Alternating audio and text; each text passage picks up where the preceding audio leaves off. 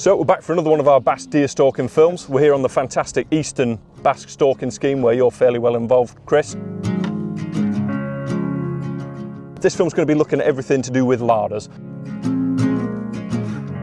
So our previous films have covered everything from in the field, taking the shot, inspecting the carcass, getting it to this point. Yes. So today we're going to run through everything from larder design, how to handle a carcass in the larder, record keeping, good hygiene, cleaning, everything that good people need to know on larders in order to pass their level 2. You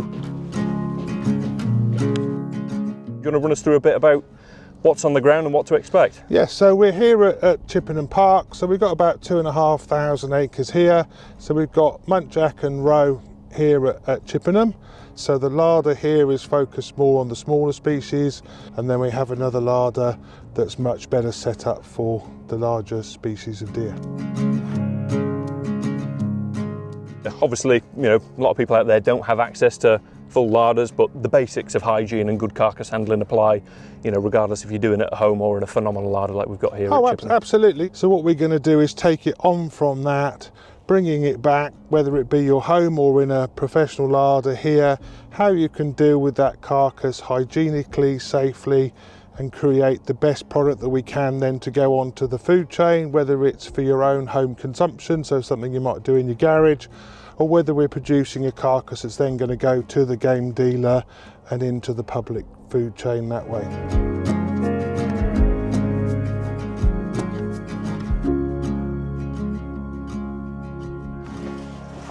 So this is a doe. As you can see, I've wet all the floor and the walls to make it easy to clean up afterwards. Wash my boots, wash my hands. Now we can get on with the gralloch. So in terms of the actual larder, obviously it's a fairly well kitted out one. You've got the, you know, easy wipe down walls, you know, non-absorbent floor. Yes. You know, really good for cleaning. What else is sort of here that, you know, you've got in this larder to make the job easier? Well, important wise, PPE. So when you're working with the deer, we want to put on an apron. Keeps any contamination coming from you onto the deer. So good plastic apron. So these are my favourite little knives, these little Mora knives. Very cheap, only about £10, but they've got a beautiful rigid sheath, textured handle and a stainless steel blade. So hygiene wise, very important for what we're doing. Right, so what we'll do while we've got the deer in the tray, we'll take the legs off and then we'll hang it up using the winch. With the front legs, what we're looking for is this little bump here, and we're just going to pop the knife on there, give it a little wiggle, and we can cut straight through this flat joint. And then when you've cut through it, pop it in the tray.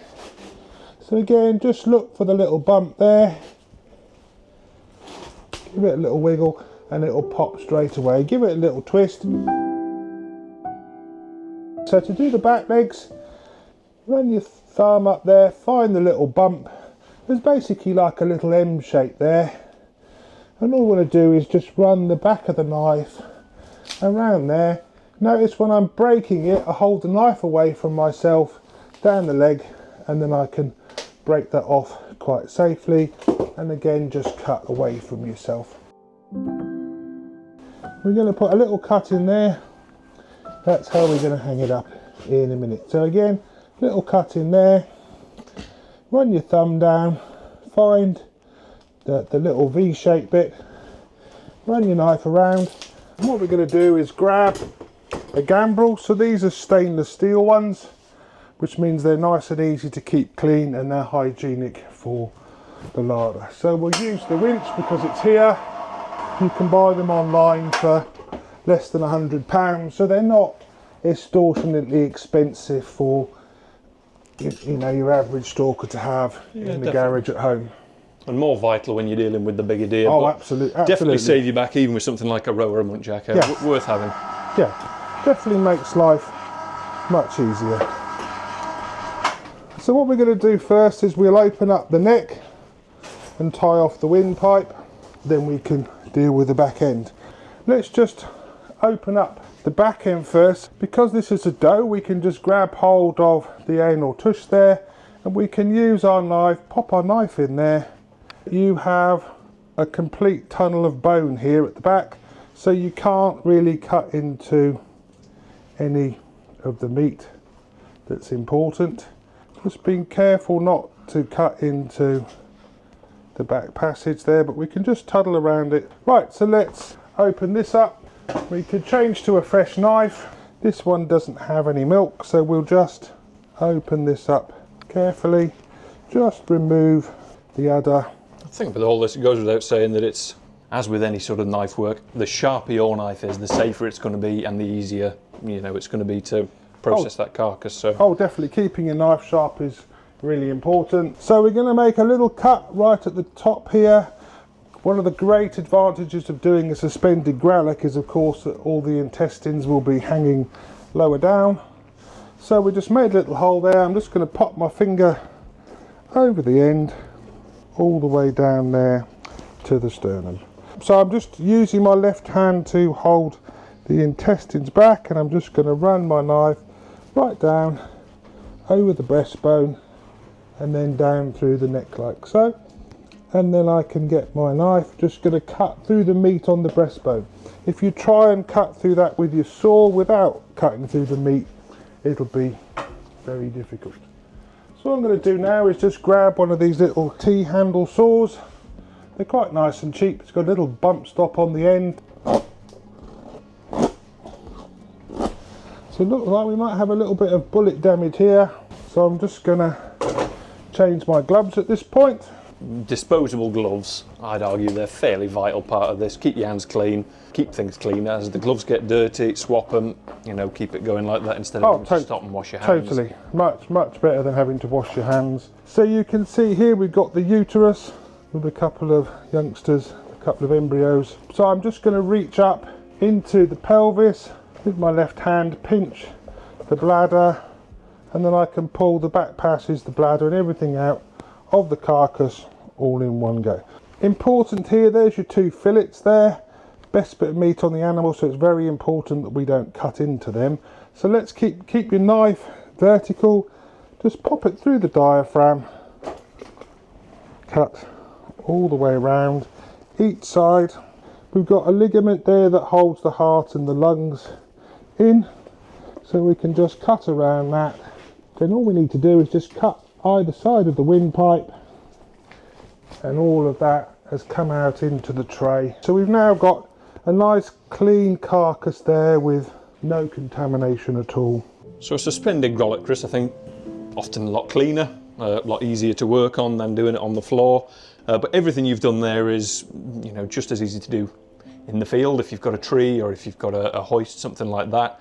Definitely, if you're within sort of 10 minutes or so of the larder and you can come back here, it's always more hygienic to do a gralloch in the larder. And that's a really key thing, isn't it? As soon as it's empty, you know, as we see there, the cooling process can start. Obviously we want to get that carcass down to below 7 degrees, you know, prevent the growth of bacteria, make sure that meat stays, you know, good for as long as possible. Absolutely. So the benefits of doing it in the larder, obviously you've got much better lighting, you know, particularly if you're doing an evening stalk, you might be shooting an animal quite late in the evening. And whilst you can gralloch with a head torch, it's much nicer to come back to the larder. The other thing is, if we transport the animal entire with the organs and stuff still in, the chances of contamination are much less.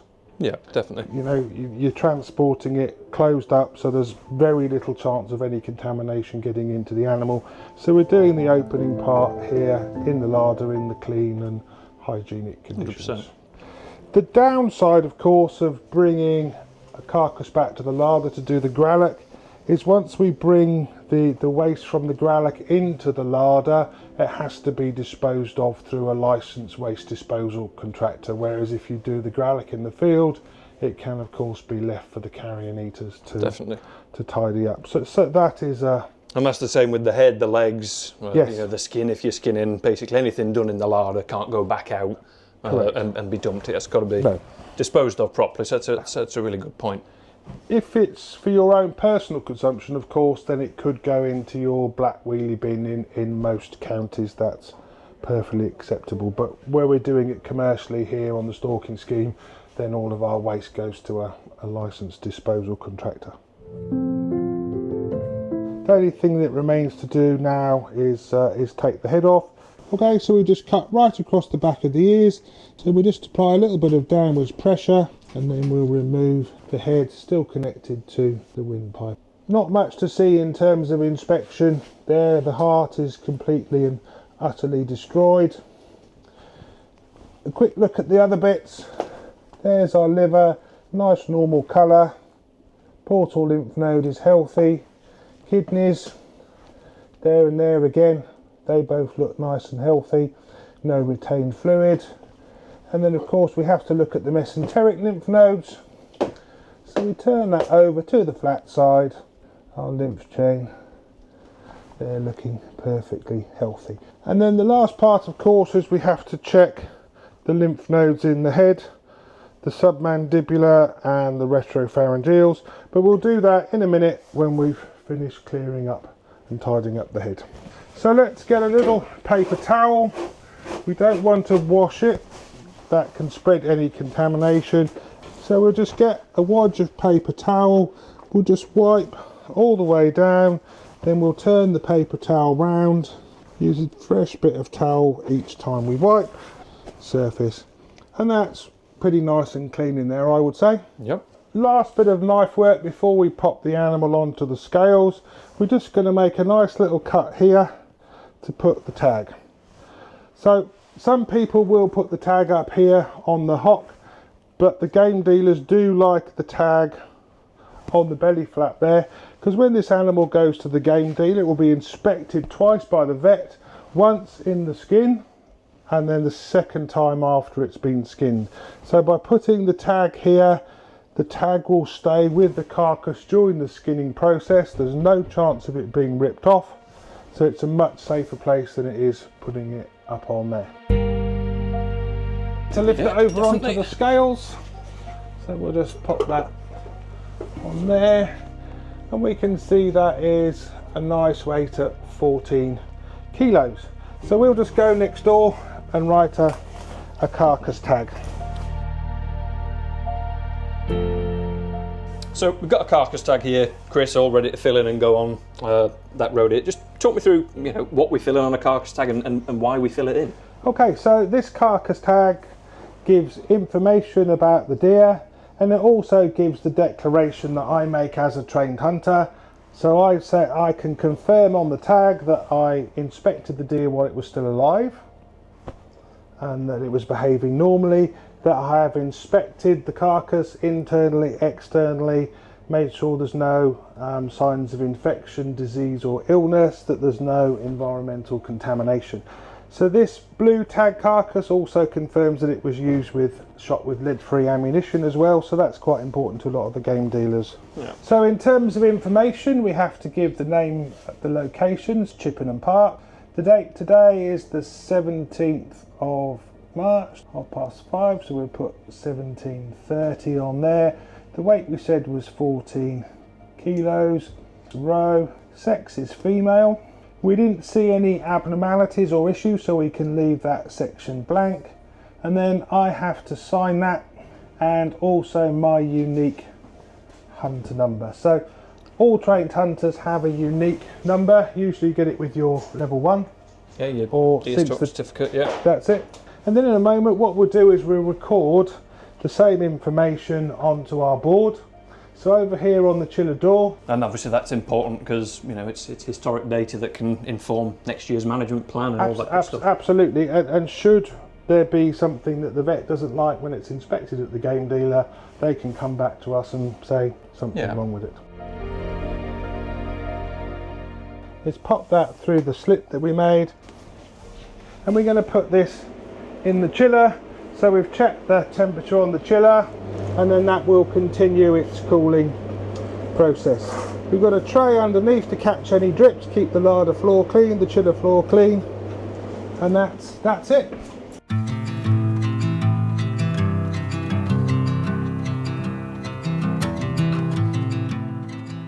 What I'd like to do tomorrow is we'll head over to the bigger larder, hopefully shoot fallow tomorrow, and then we can show people how we can process those in a way to get them ready for the game dealer, because typically most people will send larger species of deer to the game dealer probably rather than processing them at home. Yeah. Lots of people will have a drinks fridge or something like that for hanging their small species of deer in, but to get a red or a fallow into the chill and be able to store it for a little while does take a lot more heavy duty equipment. You will need some fairly decent kit for routinely dealing with these larger deer, but it doesn't mean that it's excluding people that don't have access to that.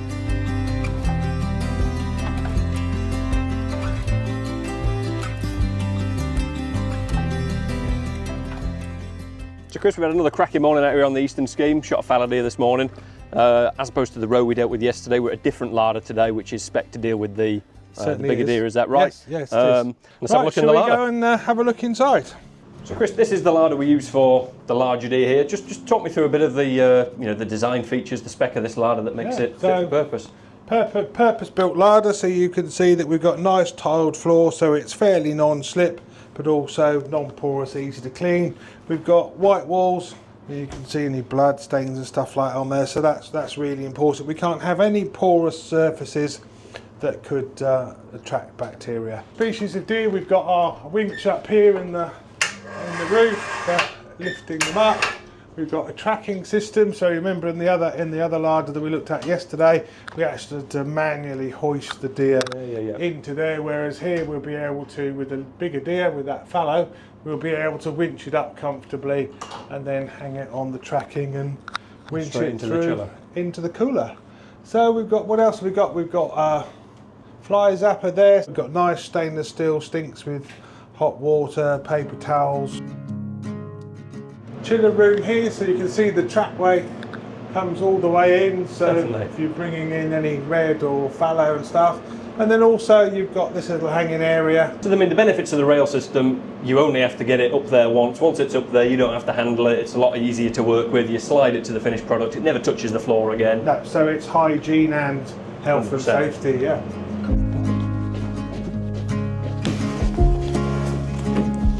It's always a good idea to take the back legs off first, because obviously when they're lifted up in the roof, they're hard to see.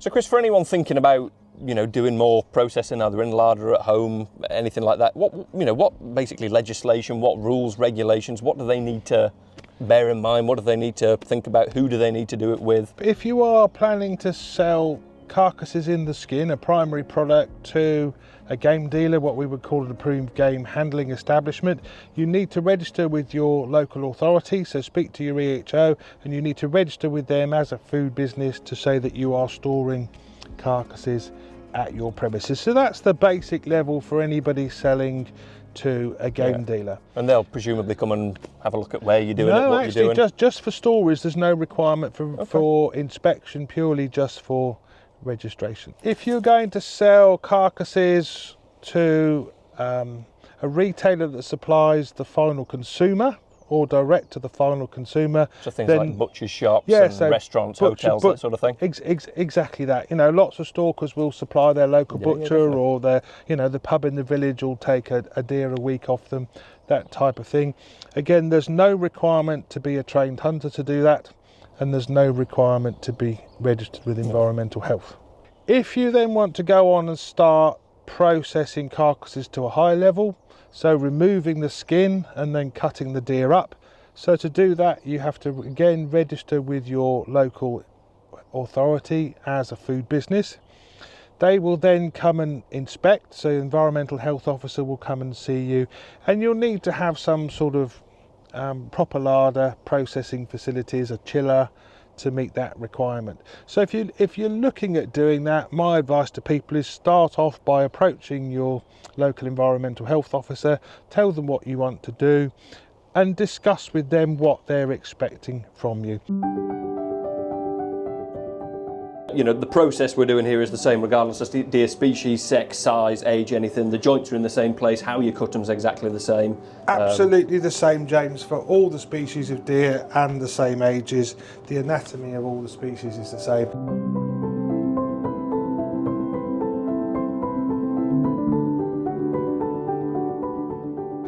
Just remind people that, you know, these lovely custom knives that you buy with fancy bone handles and leather sheaths really don't meet the requirements for food hygiene. Yeah. We really need to have plastic handles and stainless steel blades, because if the moment you put your knife back into a leather sheath after you've growled your deer, you're contaminating the leather with blood and bacteria, and you can never ever remove that. Yeah. Whereas you saw with the Mora knives, plastic sheath, plastic handle that's textured to give you good grip, stainless blade, you can wash it up in really hot water and then you can spray it all over with sanitizer and it's perfectly safe and hygienic.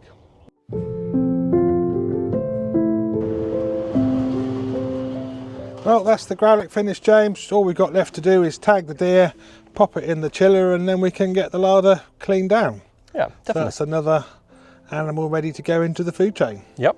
Things we need to think about is using suitable products. So remembering that detergents remove grease and dirt. And once you've removed the grease and the dirt, then you can use a sanitizer, making sure that it's a food safe product. So you can use that then, spray that on, allow that to dry. You don't wash it off. Has to be food safe. So in the home you could use something simple, just like Dettol antibacterial surface cleaner. That would work perfectly well for home use, just the same as you could use a normal dishwashing soap, fairy liquid or something like that would work. But as you said there, using the detergent to make sure everything's clean, all the dirt's gone, all the grime's gone, the grease is gone, and then sanitizing. Otherwise, I think as we mentioned before, you end up sanitizing and bacteria can still breed underneath all the dirt that's been left there. So really important to remember the difference between a detergent and a sanitizer and use them. I mean, they all come with instructions on the bottles anyway. Exactly, just follow the instructions on the label. Yep. Then the floor, we'll just give that a wash down with a hose pipe, and then we'll use a food safe floor cleaner on that, rinse that down, and then the larder will be clean and ready for somebody to come and use next time. Definitely. And same for all our knives, saws, gambles, everything we've used. Same, hot soapy water with the detergent, sanitize afterwards, and sharpen, store safely, ready for use the next time. Yep. Well, I say massive thanks, Chris. It's been a really, really good experience sharing your knowledge. Large deer, small deer, down here on, what is a fantastic scheme for members. Really hope everyone's taking something away from it. I hope so too. But if anyone ever needs to learn more or has questions, always get in touch with BASC. They can read the best practice, guidance on the website, anything like that. There's a lot out there to help people. Definitely, and they're always welcome here on the BASC East of England scheme. We look forward to having them here and taking them out stalking and helping people on their journey from novice stalkers through stalking certificate level 1 and 2, and then their further progression in skills from that. Fantastic. Great, good to see you, James. Thanks for coming down. Thank you. Take care.